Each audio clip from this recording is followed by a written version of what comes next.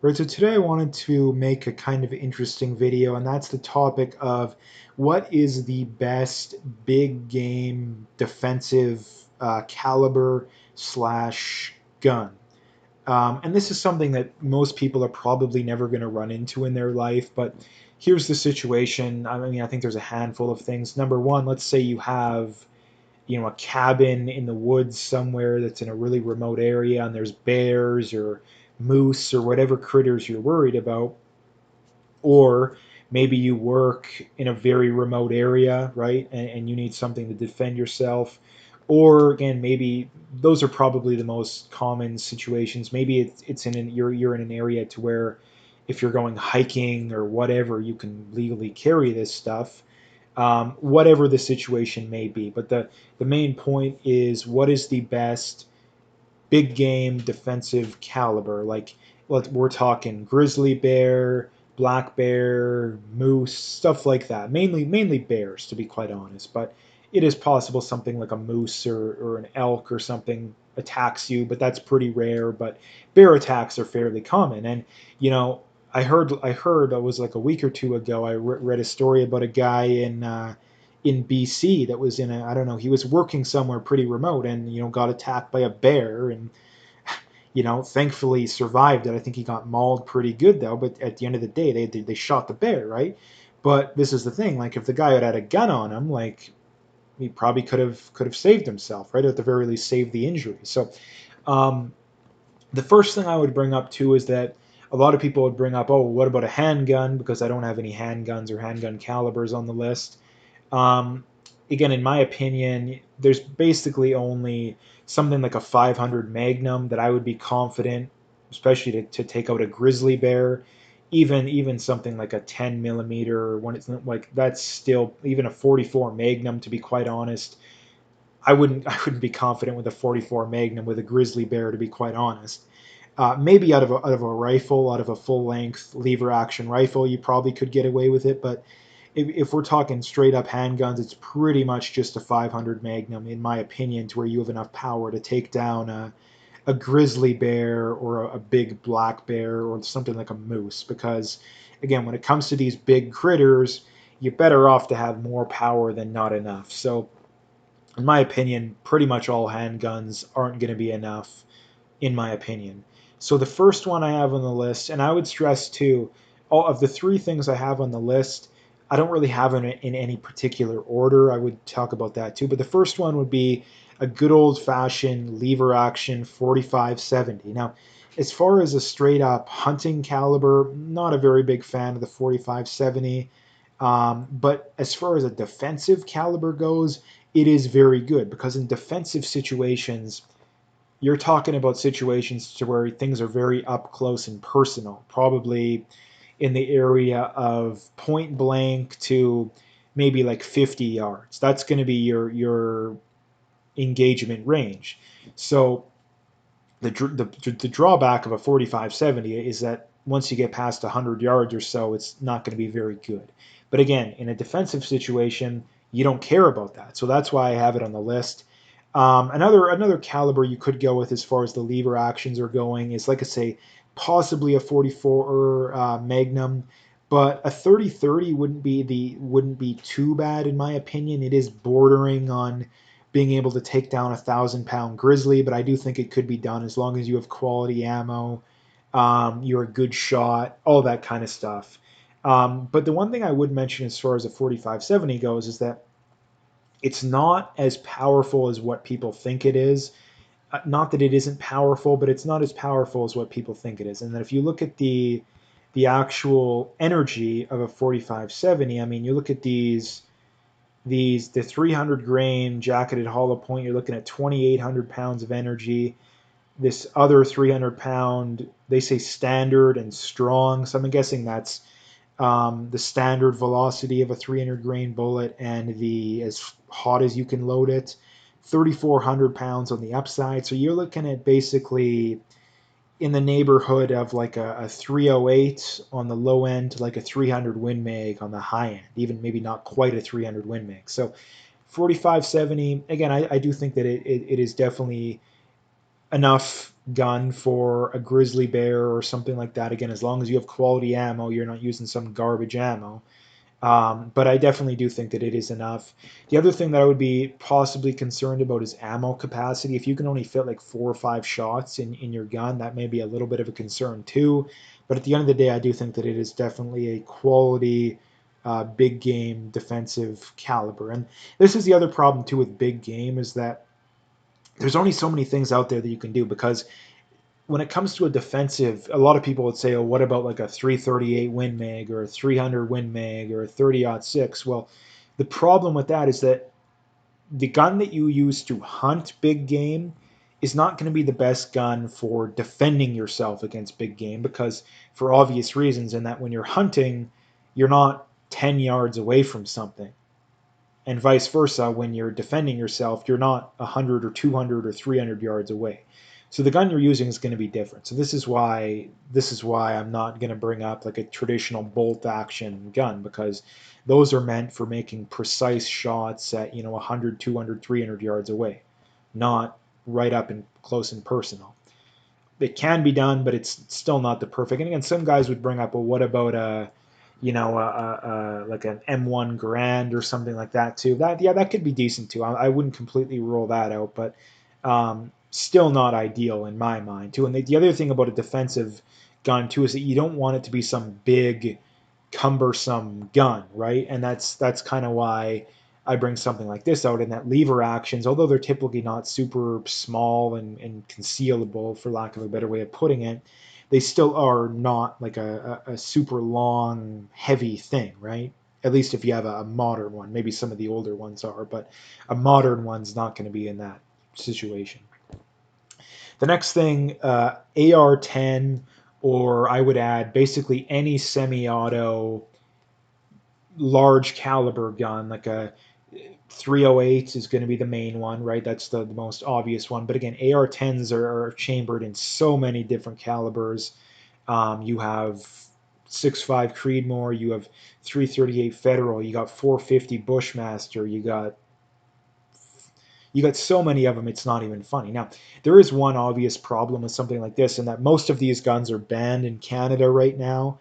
So that's the one obvious problem I would acknowledge. But hopefully in the future, there will be options like this out there. Now, again, I know the AR-10 was restricted too, but there still was like the Stag 10 and M1As, M14s, guns like that were still out there. There was plenty of ones, not plenty, but enough that we had a decent selection of semi-auto 308s and stuff along those lines that we had. Now, the other problem with these too is that in Canada, you're limited to 5 rounds, right? Which is an obvious problem. But if you're in the States, you're not limited in rounds, which is why I think that these are such a good choice. And here's the other thing, too. If you look at a lot of the game wardens in like the Yukon and Northwest Territories and stuff like that, they're now carrying AR-10s, right? Well, again, a lot of people would probably question this decision, but again, game wardens are carrying them, so clearly they think that they're good enough for defensive situations. Clearly, they think that they're powerful enough to dispatch a moose or a grizzly bear or whatever, right? So um, this is definitely going to be one of the options on the list. To where again, if you're a civilian in Canada, this is probably not going to be your choice because it's probably banned. But if you're in the States, yeah, you're probably just fine to go with something like this. So again, this is going to be heavily determinant upon where do you live, right? If you live in Canada, you're going to have to go with one of the other two options. If you're an American, this is probably the best option in my opinion.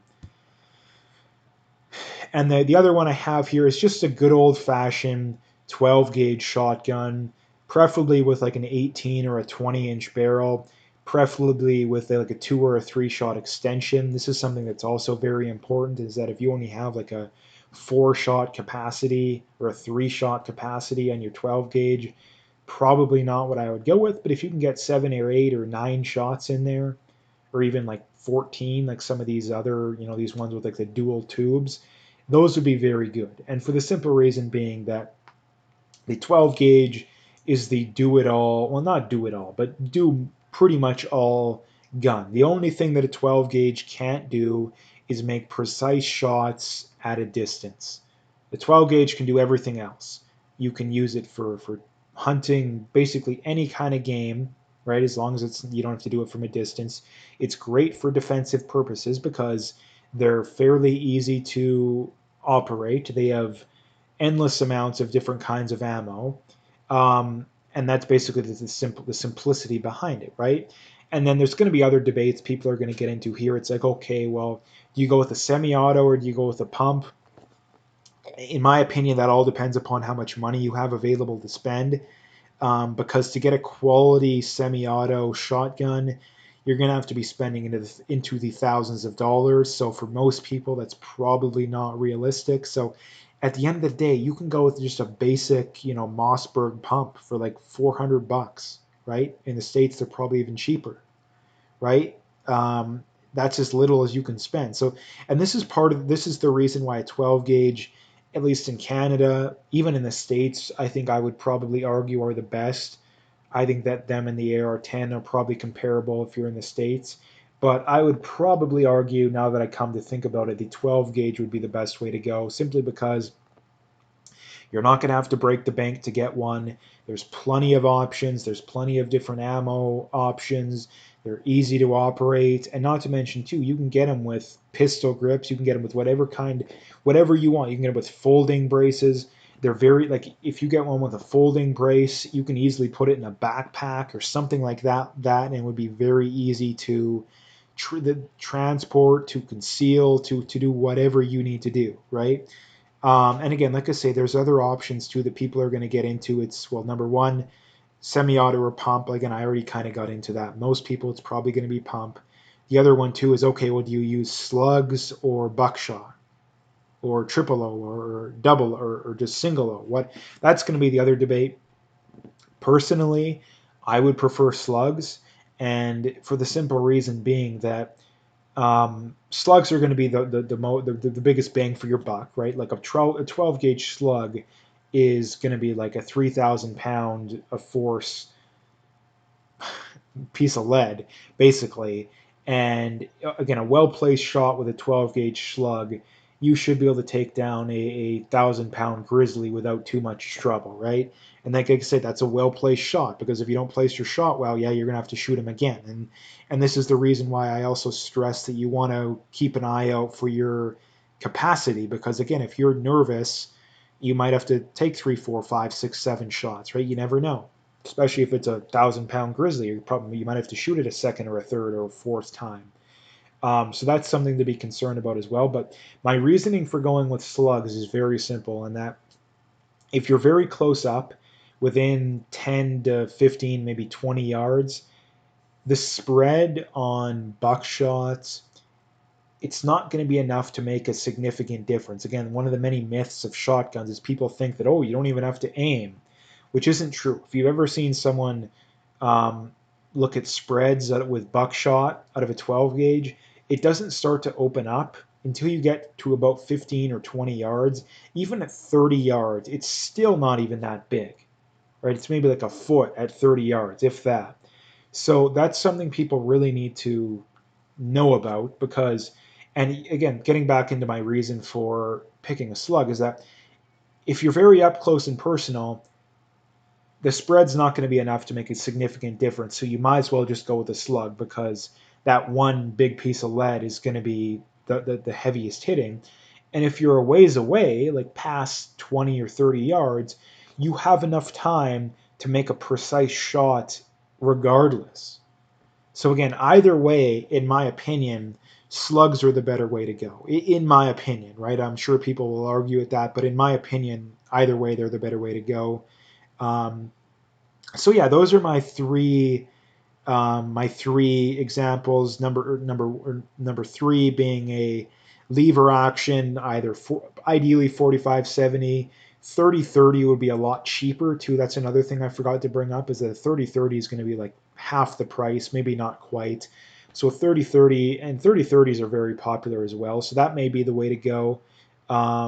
Semi-auto, whether it's a 308, 450 Bushmaster, 300, 338 Federal, you know, what is the other big one then? And then 450 SOCOM, or is it 500 SOCOM? I forget. 458 SOCOM. Sorry, I just thought of it.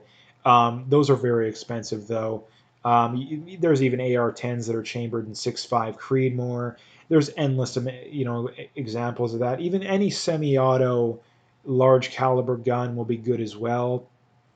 Um, and then the number one just being a basic 12 gauge. And why do I have the 12 gauge as number one? Because they're going to be the easiest to afford, right? You can get one for $300 or $400. I mean, if you want to get a fancier one, by all means, but you don't need to break the bank. The ammo is very cheap and available, very easy to come by. Um, the guns are easy to operate, all of those good things. And again, one well placed shot from a 12 gauge slug, you shouldn't have any issues, in my opinion. And if you do, you should. And here's the other thing too: whatever you want, what you would want to choose, you need to practice with, right? You really need to practice with, because again, it's one thing to be, GI Joe or Jerry Michalik on the range when you're on your own and there's no pressure, but if you got a grizzly bear coming at you, you're going to be a little bit nervous. So this is why I think it's very important to practice and practice reloading, practice clearing jams, all that kind of stuff. I think is really important. So anyway, that's what I wanted to bring up today. So if you liked the video, make sure you hit that like and subscribe, and stay tuned for more.